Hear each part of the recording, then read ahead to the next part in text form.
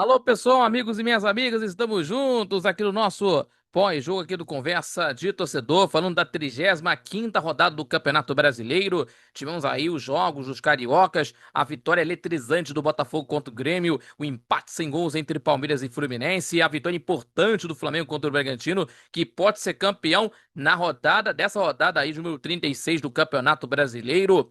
Nesses jogos, na combinação de resultados, a equipe do Flamengo pode ser campeão já nessa rodada do Campeonato Brasileiro e também a derrota do Vasco, a quinta derrota seguida, e foi derrotado pelo Bahia, a expulsão do David, melhor dizendo, e aí acabou tendo aí essa derrota do Vasco, a quinta, repito, seguida do Campeonato Brasileiro para a equipe Cruz Maltina do técnico Fernando Diniz. Mas vamos falar aqui tudo isso que aconteceu nos jogos que foram realizados aí no final de semana, mas antes disso, se inscreva no canal do YouTube, compartilhe os nossos vídeos e deixando aquele like, o seu joinha, que ajuda muito o nosso crescimento do canal, também fortalece o nosso trabalho e também acompanhando pelas redes sociais do Conversa de Torcedor. E não esquecendo o nosso Conversa de Torcedor Notícias, terça e quintas-feiras, às 18 horas, no Conversas Torcedor Notícias, no canal do YouTube do Conversas Torcedor, vale a pena conferir. E às 11 da manhã de todo sábado temos o nosso Conversas Torcedor pelas ondas da Rádio Nossa Senhora de Copacabana, 98.7 FM, a onda que chega ao seu coração.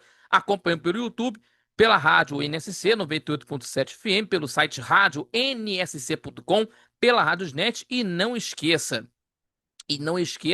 que neste sábado teremos aí a cobertura total para essa decisão da Copa Libertadores da América, Flamengo e Palmeiras, o jogo que vai acontecer às 18 horas lá em Lima do Peru, no estádio Monumental U, no estádio do Universitário, mas a gente vai ter o nosso pré-jogo no Conversas Torcedor às 11 da manhã, no Conversas Torcedor pelas ondas da rádio NSC 98.7 FM, com todas as informações dessa grande final, né, que vocês vão conferir dessa grande final da Copa Libertadores da América, mais uma final brasileira, inclusive, né, desses 7 anos aí que estamos aí nesse formato de jogo único, o futebol brasileiro dominando mais uma vez na competição da Copa Libertadores da América, tá bom? Vamos falar aqui desses jogos que aconteceram aí pela 35ª rodada envolvendo o futebol do Rio. Vamos falar aqui do Botafogo, que venceu contra o Grêmio de jogo movimentado e se qualificou para a Copa Libertadores, no mínimo na pré-Libertadores, porque venceu por um placar de 3-2 num jogo eletrizante. E em menos de 20 minutos o Botafogo já vencia de 2-0 os gols de Cuiabano e Arthur. E o time visitante diminuiu na segunda etapa com o André Henrique. Já a equipe do Botafogo fez o terceiro gol com o gol do Marçal, mas o Carlos Vinícius diminuiu a vantagem, mas não evitou a derrota gremista e que a equipe do técnico David Ancelotti conseguiu uma vitória importante para as pretensões do Campeonato Brasileiro e também indo para a Copa Libertadores da América. Então a equipe do Botafogo está com 58 pontos ganhos do Campeonato Brasileiro e o Grêmio na 12ª colocação com os 43 pontos ganhos na classificação e principalmente aí, né, lutando contra o rebaixamento. E vamos falar aqui do primeiro tempo de jogo, meus amigos, porque o Botafogo teve amplo domínio e também construindo a vantagem em menos de 20 minutos. Aos 14, o Savarino quase marcou um golaço, mas o chute parou no travessão. E no rebote, Arthur bateu e o Volpi não segurou. E a bola bateu em Noriega e sobrou limpa para o Cuiabano para fazer 1-0, né? Empurrando para o gol vazio para fazer 1-0. E em menos de 5 minutos, depois o segundo, né? Em um contra-ataque, o Danilo avançou em velocidade e acionou o Arthur, e o camisa 7 driblou o Gustavo Martins, bateu no canto esquerdo para ampliar a vantagem para a equipe de General Severiano, e perdido em campo, a equipe gremista teve duas chegadas já na reta final do primeiro tempo, ambas com o André Henrique.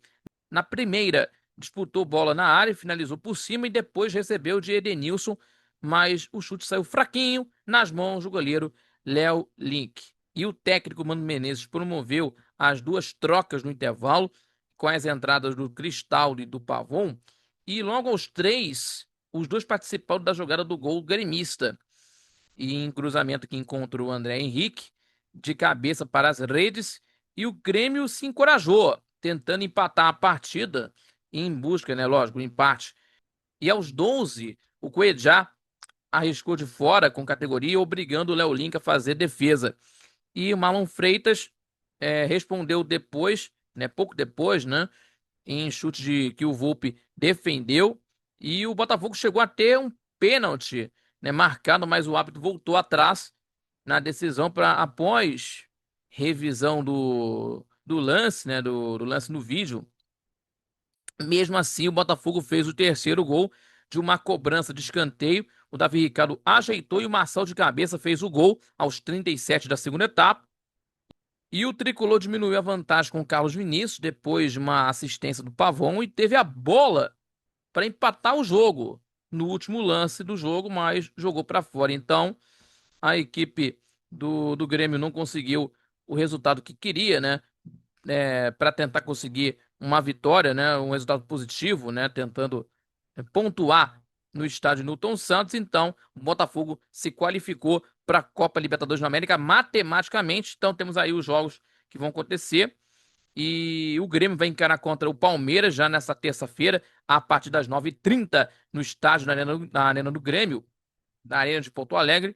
E o time do Botafogo voltará a jogar somente no outro domingo, no dia 30, contra o Corinthians, na Neoquímica Arena, a partir das 4 horas da tarde. Então temos aí a antepenúltima rodada do Campeonato Brasileiro, cheio de emoções para as duas equipes que estão lutando ainda por um objetivo maior. Então vamos acompanhar nos jogos que vão acontecer na antepenúltima rodada e principalmente na equipe botafoguense que tenta chegar ainda mais na fase de grupos da Copa Libertadores da América, que é a prioridade da equipe alvinegra para o ano que vem. E vamos falar agora sobre o Flamengo, que conseguiu uma vitória importante pelo placar de 3-0, os gols marcados pelo Arrascaeta, Jorginho e Bruno Henrique fazendo os gols, e no último jogo no Maracanã, antes da decisão da Libertadores, uma noite de grande atuação da equipe rubro-negra, também, né, de um domínio da equipe rubro-negra que se recuperou, né, se recuperou depois da derrota no clássico contra o Fluminense. Então, a equipe rubro-negra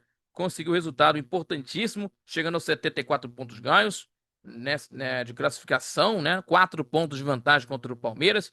Bragantino, 45 pontos na nona colocação.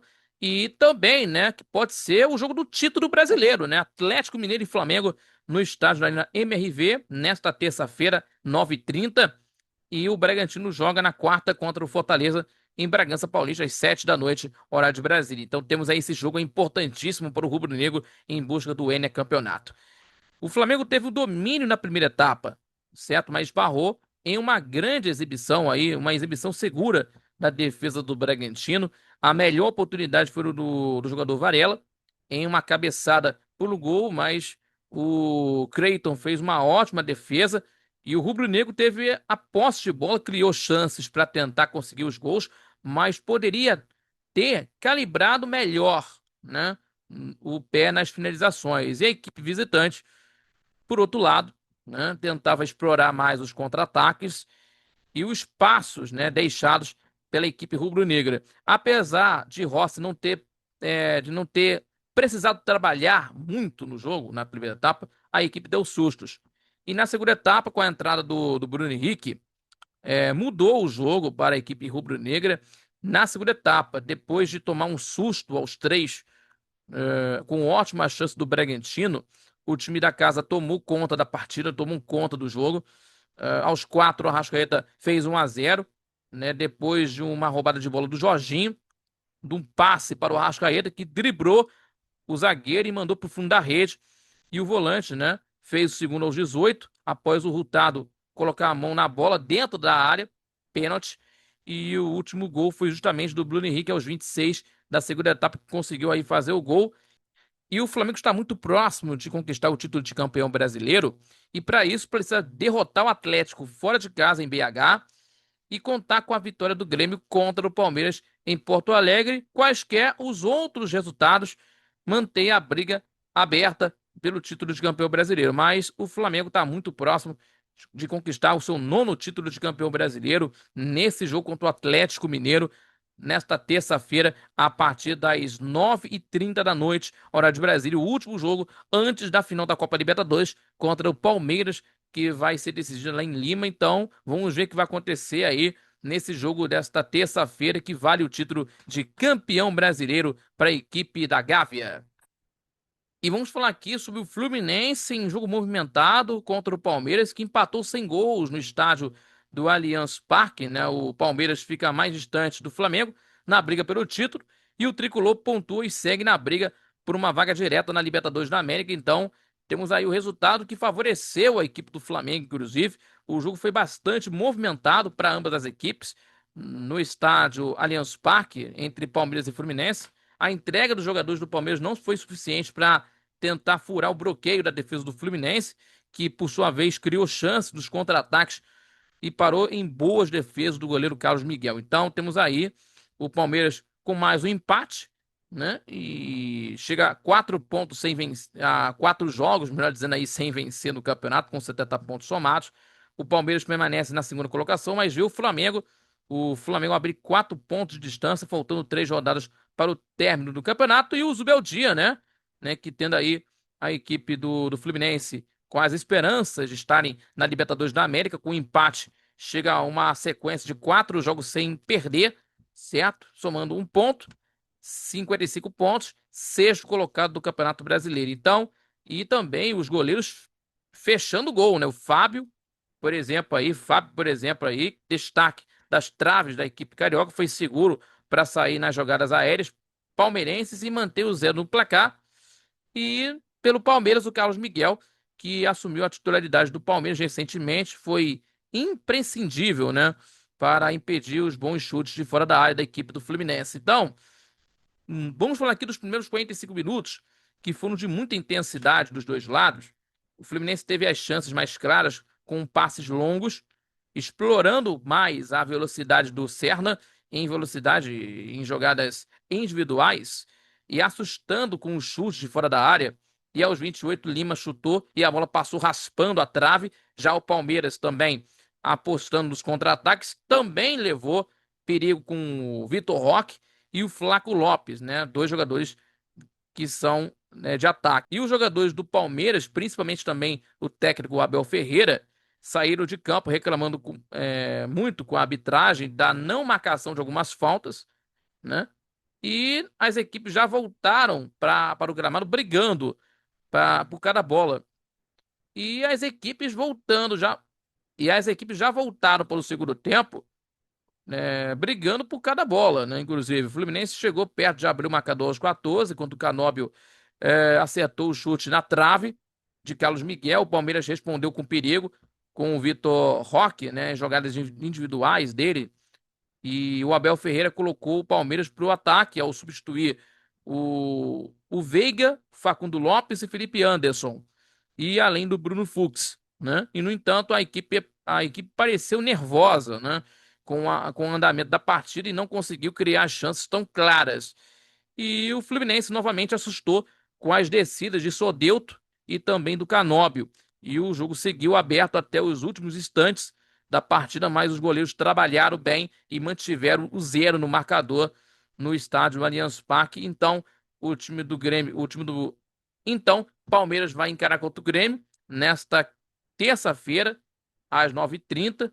E a equipe do time do Fluminense vai receber o São Paulo no Maracanã nesta quinta-feira, às 8h30 da noite, no estádio do Maracanã. Então, temos aí o jogo que pode definir, nessa rodada número 36, o título de campeão brasileiro, né? Se o Palmeiras não vencer e o Flamengo conseguir a sua vitória contra o Atlético Mineiro, garante ao rubro-negro o título de campeão brasileiro. Então, o Palmeiras precisa muito da vitória para tentar seguir na disputa pelo título de campeão brasileiro de futebol. E também o Fluminense tentar conseguir chegar na Copa Libertadores da América. Então tá seguindo aí nesse caminho o objetivo de estar aí na fase direta na Copa Libertadores da América. E vamos falar aqui agora sobre o Vasco da Gama, que foi derrotado mais uma vez no Campeonato Brasileiro, a quinta derrota seguida da equipe do técnico Fernando Diniz. Desta vez para o Bahia, gol marcado pelo Eric Puga no segundo tempo. A expulsão do David também comprometeu e muito a equipe Cruz Maltina no jogo.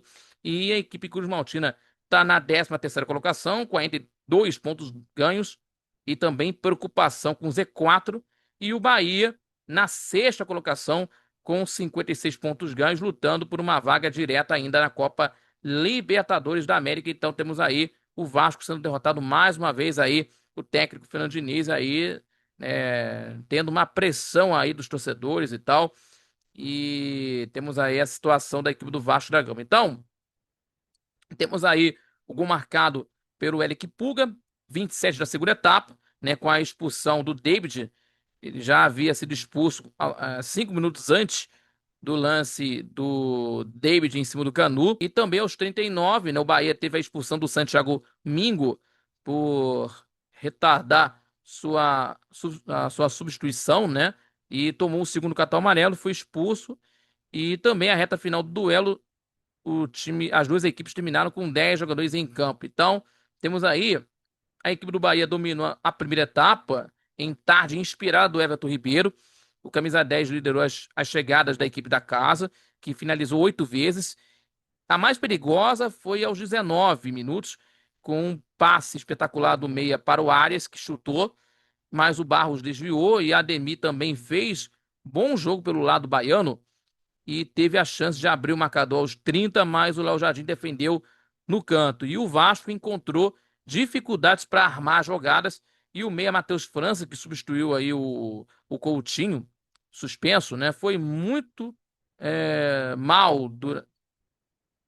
E o meia Matheus França, que substituiu o Coutinho, que estava suspenso, foi muito mal durante a primeira etapa. Ainda assim, jogando basicamente no contra-ataque, o time do Fernando Diniz finalizou 4 vezes e também 2 expulsões na segunda etapa. Porém, e também teve 2 expulsões no segundo tempo. A etapa complementar continuou com o domínio da equipe do Bahia.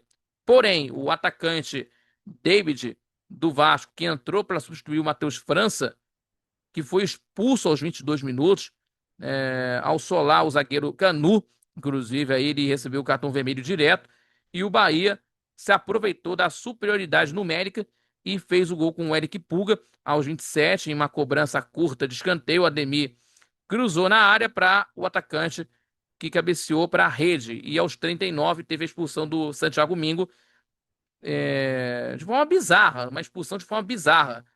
Já amarelado, ele tardou a própria substituição e recebeu o segundo cartão, e com igualdade em número de jogadores e pressão também pelo resultado, o Vasco cresceu, esteve perto de fazer o gol, mas não aproveitou as chances no pouco tempo que restava para tentar conseguir empatar o jogo, né? E com esse resultado, lógico, repetindo aí, o Bahia mais perto da vaga da Copa Libertadores, 56 pontos ganhos. A distância para o oitavo colocado, que é o São Paulo, o primeiro fora da zona de classificação, é de 8 pontos, ou seja, a equipe baiana pode se garantir na próxima rodada para a Copa Libertadores. E o Vasco chega à quinta derrota seguida do campeonato.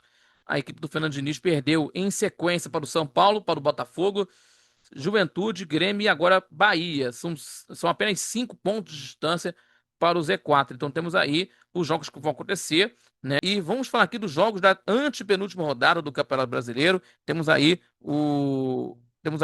Juventude e Bahia, jogo que vai acontecer lá em Caxias do Sul, às 7 horas da noite, nesta sexta-feira. E no mesmo dia, mas com o horário das 7h30, Vasco e Internacional no estádio de São Januário. Jogos que vão acontecer na antepenúltima rodada do Campeonato Brasileiro. Tá certo? E esse foi mais um pós-jogo especial, 35ª rodada do Campeonato Brasileiro. Muito obrigado pela sua companhia de sempre. Muito obrigado a você que está nos acompanhando aí pelo YouTube, também pelas redes sociais. Gente, se inscreva no canal do YouTube, compartilhe os nossos vídeos, deixando aquele like, o seu joinha, que ajuda muito o nosso crescimento do canal, também fortalecendo o nosso trabalho, e também acompanhando também pelas redes sociais do Conversa de Torcedor. E não esquecendo, 6 da tarde, terças e quintas, com vocês no Conversa de Torcedor Notícias, no canal do YouTube, e às 11 da manhã de todo sábado, ao vivo pela rádio Nossa Senhora de Copacabana. E não esqueça, hein, cobertura total nesta final da Copa Libertadores da América, o nosso pré-jogo aí que vai acontecer neste sábado às 11 da manhã no Conversa de Torcedor. Jogo Flamengo e Palmeiras, 6 da tarde, final da Copa Libertadores no estádio Monumental U, em Lima do Peru, nesta grande final da Copa Libertadores. Acompanhando aí pelas redes sociais, também pelo canal do YouTube, também pelo site radioincc.com, pela Radiosnet e acompanhando pela Dial 98.7 FM, tá bom? Muito obrigado pela Então, muito obrigado pela sua companhia. Fique com Deus. Aquele abraço para todos vocês. Felicidades, repito. E até a próxima. Falou, galera. Tchau, tchau. Até a próxima.